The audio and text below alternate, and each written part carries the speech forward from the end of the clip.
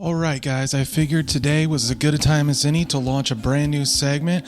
I'm calling it What Slaps. So it's some of my favorite things in the music world, in the metal world, in the gear world, whatever. Something that slaps, something that's awesome, something that's cool. And so to kick it off, I thought I'd talk about what YouTubers in 2019 do I think just slap. So things that I'm keeping up with, creators that I constantly interact with and keep up with their work.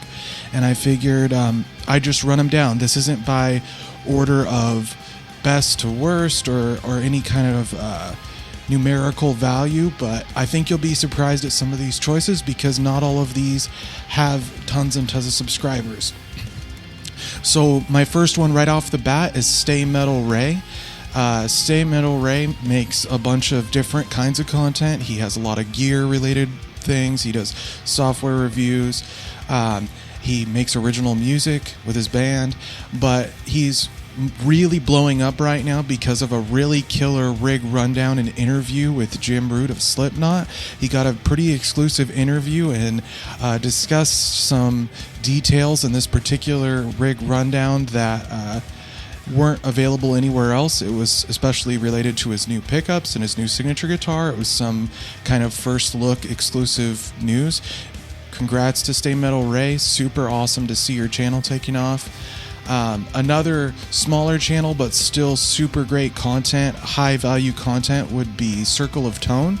So Owen runs the creator behind this channel, runs a really killer forum on Facebook that I'm very active in. It's one of the healthier communities as far as that whole scene goes.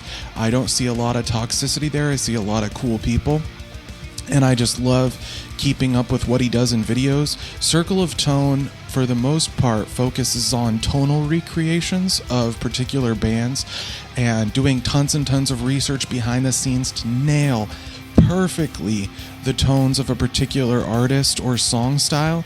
And he goes really deep, I mean down to microphones, speakers from the right era, pedals from the right era. Very cool content. I really highly recommend it.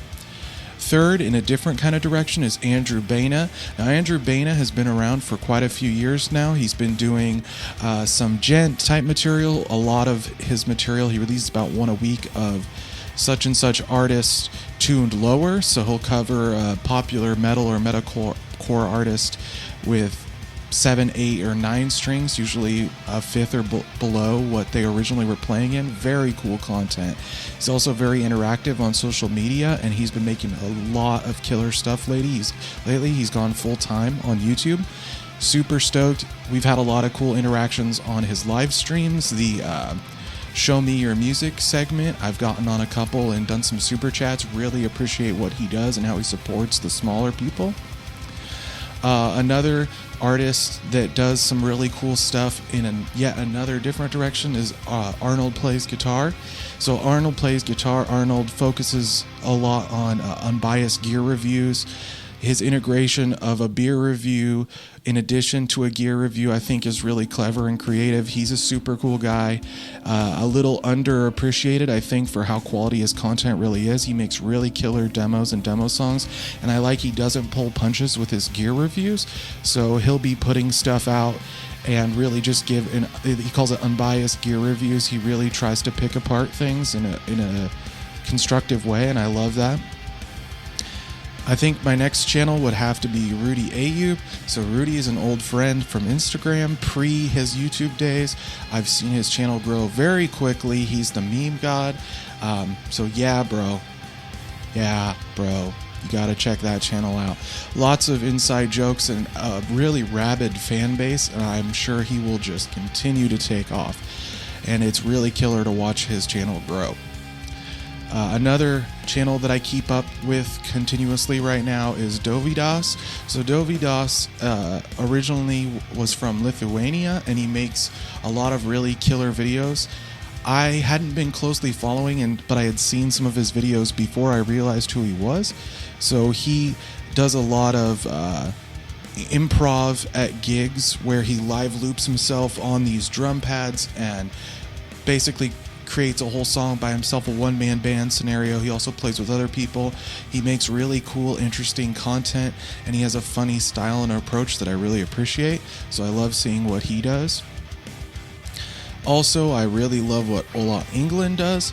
Now, Ola is a little more well-known than perhaps some of these names to you, but he's still a relatively underappreciated YouTuber in some ways, even though he launched the company Solar Guitars. He used to be with Washburn and Strictly 7 before that.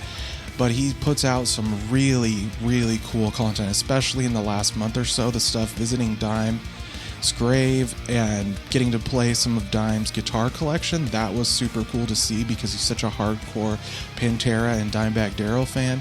And just, he's a very interactive and positive with his fan base, which I really super appreciate.